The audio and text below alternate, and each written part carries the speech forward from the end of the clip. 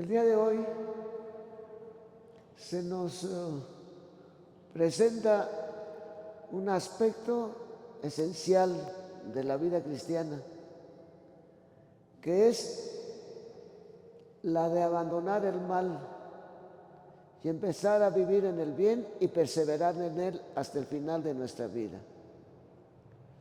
Nosotros los seres humanos fuimos creados a imagen y semejanza de Dios. Somos personas inteligentes y libres. Y estas cualidades se nos dieron para que nosotros conozcamos la estructura de la creación, en la que Dios quiere que todos sus hijos se realicen como hombres y mujeres verdaderas y verdaderos. Que nosotros nos hagamos servidores de nuestras hermanas y nuestros hermanos, pasando por las estructuras que constituyen el orden social.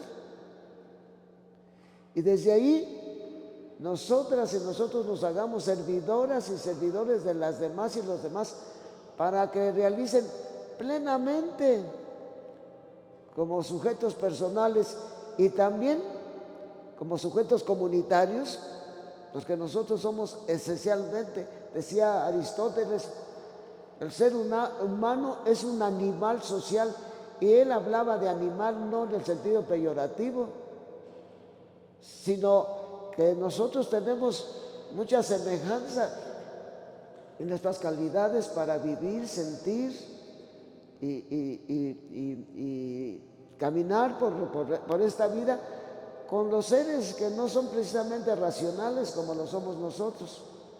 Entonces, por eso decía Aristóteles que nosotros, que nos parecemos mucho a las criaturas, tenemos la vida afectiva, la vida vegetativa, todo de acuerdo a la perfección de cada una de ellas. Pero sin embargo le agregaba al término animal, hablaba de animal social, es decir, que estamos construidos para tener una vida relacional, en primer lugar con nuestro Creador, y después con todas las personas con las que convivimos en la tierra, para hacer la voluntad que nuestro Creador tiene. Al encargarnos, no se nos debe olvidar, todos somos responsables de la realización de este proyecto creador de Dios, que incluye todo el desarrollo de las potencialidades que hay en la naturaleza. Esto es muy importante. Incluso el día de hoy estamos en una época en la que se han reconocido los derechos de la naturaleza misma, los derechos de los seres no inteligentes, como somos los seres humanos, pero con los cuales nosotros convivimos. Entonces ya se le asignan a las propiedades de la creación, se le asignan responsabilidades para la realización de nosotras y nosotros como personas, y no solamente individuales, sino personas comunitarias, que somos capaces de vivir una vida comunitaria, y en la cual nosotros debemos colaborar para que todas y todos crezcan en esa realización, y colaborar para que la misma naturaleza realice sus funciones a nuestro favor. Hasta ahora nosotros hemos visto a la naturaleza como de manera utilitaria, que la naturaleza, todas las potencialidades de la naturaleza, que no son parte de la naturaleza intelectual que somos nosotros los seres humanos, están a nuestro servicio y nosotros somos dueños de ellas. No, el día de hoy ya, sobre la reflexión del manejo del mundo, existe este concepto que para muchos es al principio inconcebible. ¿Cómo que tiene derechos la naturaleza? Sí, y cuando hablamos de derechos de la naturaleza, quiere decir que tenemos que respetar las razones por las que existen, las energías que hay en la tierra y que no las utilicemos para destruir la creación.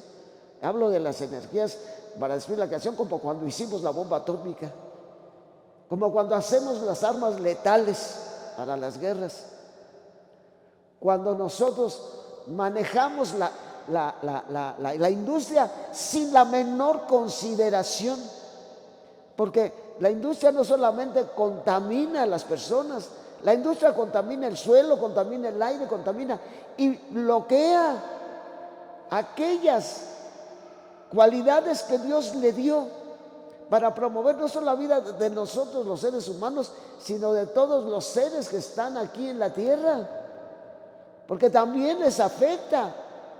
La contaminación del agua también les afecta a los seres irracionales, como son los animales, les afecta a las plantas. Las lluvias ácidas que caen sobre las plantas, que caen en las ciudades, que caen sobre los árboles, cuando no se administra bien la manera de utilizar los motores de combustión, que ya incluso se está pidiendo que no existan para que no contaminen. De nosotros que ya se empieza a usar más el automóvil con energía eléctrica que no contamina. O sea, nosotros estamos viviendo una época muy interesante en el desarrollo de la vida humana. Y una de esas cosas interesantes que se están dando es asignarle derechos a la naturaleza, asignarle el respeto que tenemos que tener. No somos dueños para contaminar, no somos dueños para utilizar las energías de la naturaleza, incluso, repito, como armas letales. Y no solamente estoy hablando de las armas que conocemos. El día de hoy existen las armas nucleares, las armas con una energía impresionante que hay dentro del átomo, que fue desintegrado, y que allí, y sobre todo la energía que en el átomo hay, que es la energía nuclear, por eso se llama nuclear. Es una energía impresionante que ya encontramos la manera de hacer bombas de esa energía que hay allí. Entonces, todo lo que hay de negativo, somos nosotros los cristianos los que lo debemos quitar. Que empiece desde la familia a haber una educación sobre el respeto a las cosas, el respeto a las personas, el respeto, de acuerdo a cómo nosotros tratemos a los demás. Los niños empiezan a darse cuenta cómo su papá, su mamá atiende, por ejemplo, al personal de servicio de la casa, y que lo ve como alguien inferior. El niño también empieza a tratar así. Esto, queridas hermanas y queridos hermanos, nos enseña lo delicado. Es mucho más exquisito el orden del respeto al orden creado de lo que nosotros nos imaginamos. El día de hoy la segunda lectura está llena de detalles que entonces San Pablo está hablándole a sus contemporáneos en esta carta de cómo cuál debe ser nuestro comportamiento entre nosotros, delicado, interesado en los demás. Jamás atrevernos a ofender, jamás atrevernos a utilizar a la gente, jamás atrevernos a vernos nosotros como superiores. ¿Por qué? Pues porque yo ando mejor vestido. ¿Por qué? Porque yo tengo una formación universitaria, una formación intelectual que aquel no tiene. Esto no debe existir, lo dice San Pablo. Nosotros leemos a veces la Sagrada Escritura así de corrido y nos dice, bueno, pues estas cosas son de sentido común. No hay mucho sentido común, mucho sentido común en el comportamiento social, el que hacemos diferencias de clases. Y somos capaces de decirle, o empiezan los muchachos y muchachas desde la escuela a decirle, no eres de mi clase, por eso yo no me junto contigo. Entonces, esto, queridas hermanas y queridos hermanos, esto es algo que nos dice que escuchar la palabra de Dios, la iglesia que se esfuerza por publicar la palabra de Dios para que nosotros la entendamos, tiene que ver con el arreglo de nuestra convivencia con todos los demás, el arreglo de nuestro respeto por la naturaleza, el arreglo de nuestro interés por promover el bien de todos. Esto es algo que nosotros ya lo leemos así habitualmente cuando San Pablo nos dice: cuiden que entre ustedes no haya diferencias, cuiden que entre ustedes todos tengan a los demás como superiores a sí mismos. Y nos pone hoy la lectura del apóstol San Pablo. Muchas veces esta lectura la utiliza la Iglesia para ayudarnos a entender cómo fue nuestro Señor Jesucristo entre nosotros cuando asumió nuestra naturaleza humana. Cristo, siendo Dios, Él era el Hijo de Dios, la segunda persona de la Santísima Trinidad. Sí, inmortal y glorioso, siendo Dios, no consideró que debía aferrarse a las prerrogativas de su condición divina, sino que por el contrario, se anonadó, se humilló a sí mismo, tomando la condición de siervo, y se hizo semejante a los hombres en todo, no en el pecado, semejante. No exigió en ningún momento, incluso en los momentos en que fue hecho prisionero y condenado a muerte, él jamás contestó con una maldición sobre los que lo estaban. Y estoy hablando de la maldición, no de las malas palabras, sino una maldición desde el cielo, como Dios que era. No, al contrario, dice, tomando la condición de siervo, se hizo semejante a los hombres. Así hecho, uno de ellos se humilló a sí mismo y por obediencia aceptó incluso la muerte, y una muerte de cruz. El Hijo de Dios no quiso guardar sus prerrogativas divinas cuando vivió entre nosotros, porque nos quiso enseñar que nadie de nosotros somos superiores a nuestros semejantes. Al contrario, dice San Pablo, sí, al contrario. Tomen la condición de esclavos, háganse servidores, consideren a los demás como superiores a ustedes, y así preocúpense por sacar adelante a la gente. En esta condición de que nosotros somos superiores, vemos a nuestros hermanos que vienen de las comunidades del desierto, los vemos luego, se caracterizan por su vestido sencillo, por su ropa no elegante. Luego se notan. Sí, son los campesinos.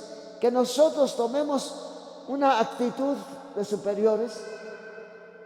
Yo recuerdo cuando comprendí esto en un retiro que hice cuando era universitario, y entonces me di cuenta cómo yo, cuando iba en el autobús para irme a la escuela, en la universidad, yo veía al campesino que iba a la ciudad así y tenían cara de susto porque estaba en una ciudad muy grande y venía de la ciudad pequeña, o por la indumentaria.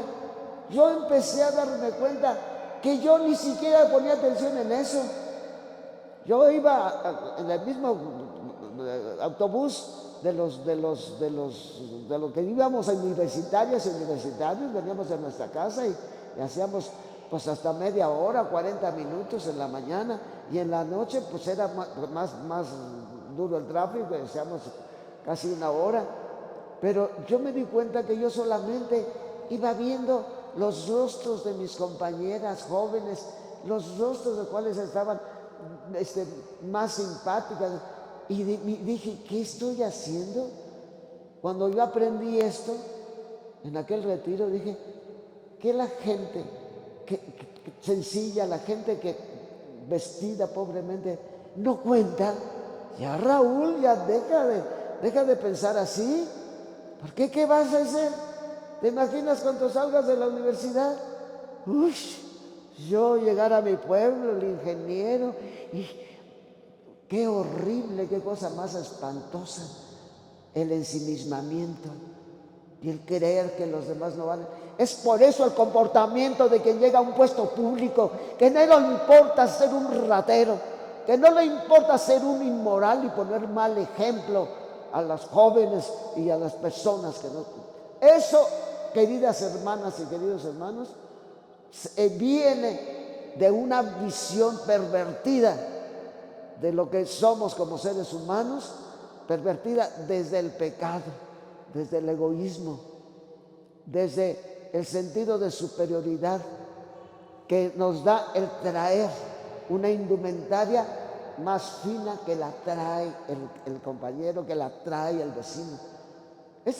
Esto, queridas hermanas, nos lleva también a entender que cuando estamos en algún trabajo, que cuando estamos en algún servicio, somos servidores, no somos dueños del changarro donde estamos nosotros trabajando. Y cuando llega la gente, y sobre todo si es gente sencilla, tratarla con desprecio, tratarla, porque yo estoy trabajando en un puesto más alto que están ellos y que están ellas. Son, queridas hermanas, también consecuencia de que nosotros no nos preocupemos de tener gobiernos honestos y de que cuando vamos a votar, sí, votamos por el compadre, votamos por no sé quién, pero no nos fijamos en las cualidades de las personas que nos van a gobernar, y que después, cuando nos gobiernan, hacen un gobierno para los exclusivos, para los finos, para los que sí contribuyen al bienestar, para los que son empleadores, para los que pagan salario a los demás. Esos son en los que yo me fijo en ese momento. ¿Te imaginas, hermana? ¿Te imaginas, hermano? Si nosotros, es cambiar lo que hoy nos pide el Evangelio enteramente y las lecturas que lo acompañan, es cambiar nuestra visión que tenemos. En la primera lectura, el profeta Ezequiel le dice, si ustedes dicen, le dice al profeta, Dios, no es justo el proceder del Señor, escucha, casa de Israel. Ya está hablando el profeta, porque ya el Dios le habló al profeta. ¿Con qué es injusto mi proceder? ¿No es más bien el proceder de ustedes el que es injusto? Dios le dijo esto para que se lo dijera al pueblo, y está hablando en el nombre de Dios. Cuando el justo se aparta de su justicia, comete maldad y muere por su pecado. Pero cuando el pecador se arrepiente del mal que hizo y practica la rectitud y la justicia, él mismo salvará su vida. ¿Por qué es injusto el proceder de Dios? Porque nosotros conocimos a una persona con defectos, pero en el momento en que esa persona abandona su mal comportamiento, se aparta de su sentido de superioridad y empieza a actuar con verdad, dice, él mismo salva su vida y ya yo lo respeto. En cambio, cuando alguien, era un dechado de perfección, pero después, porque le va bien en la vida y hace dinero y empieza a ser igual de cruel con los empleados y que un adinerado, pues entonces dice el Señor, yo lo voy a juzgar por esto último que hizo, porque abandonó su justicia y empezó a abusar y empezó a sentir desprecio por sus semejantes. Así es como se va a presentar ante mí, así lo voy a juzgar. En cambio, si el que era injusto, si el que era absurdo, y vamos, que fueron los ejercicios espirituales de Cuaresma, y que ahí entendió la predicación bien hecha que hizo el encargado de predicar los ejercicios de Cuaresma, y dijo, ¡qué horror! Hasta ahora yo he sido un egoísta, hasta ahora yo, perdóname, Señor, todo lo que he hecho. Y empieza desde ese momento a construir la vida de los demás con justicia, pues ese salvará su alma. Y dice, me dicen que soy injusto, que no soy bueno, porque tengo que tratar al que fue malo, y no darle, no, por eso somos libres. Y además se es muchas veces por ignorante. Bien, pues hermanas y hermanos, hoy el Señor nos pide a todos ser perfectos, perfectos en el amor. Hoy Dios nos pide a todos y a todas respetar y ayudar y trabajar por el bien de nuestro prójimo, y que en todos los lugares en donde estemos, en los puestos de trabajo, nos demos cuenta que estamos para el bien de las y los demás, y que nosotros de ninguna manera nos hagamos abusivos y empecemos a ver y a clasificar y a crear una sociedad de estructuras iguales y desiguales. Esto no se vale para quienes saben que todos somos hijos de Dios e hijas de Dios, somos criaturas y que todos tenemos en esta tierra el derecho de crecer como personas dignas y tenemos que ayudarnos unos a otros a esto. Vamos a continuar con nuestra Eucaristía.